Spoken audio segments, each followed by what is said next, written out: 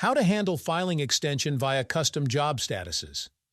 Job statuses make your work more transparent and help address any blockers you encounter. Within each pipeline, you can set up custom job statuses to manage exceptions seamlessly without adding extra stages. For this example, we'll use the 1040 tax return pipeline. Open the pipeline template and navigate to the Job Statuses tab. By default, there are two job statuses, active and archived.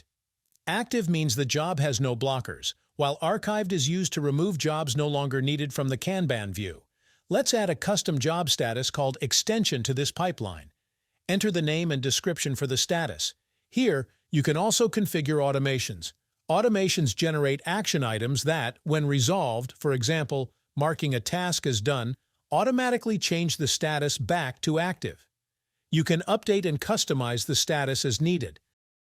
To make custom statuses easier for your team to use, consider these two strategies. First, add a subtask to the task template used in the in-prep stage, prompting the team to update the job status when necessary.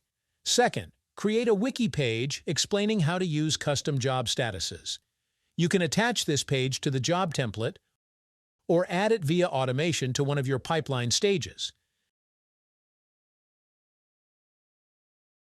Now let's return to the process.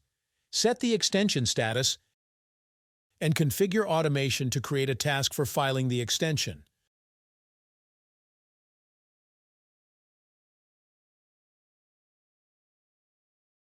Once the extension filing task is marked complete, the job status will automatically change back to active and move to the next stage, provided all other linked entities are also completed. From there, the process will continue as normal, and the job will progress through the remaining stages. So, to summarize, creating a custom job status for extensions allows you to manage jobs that require exceptions efficiently.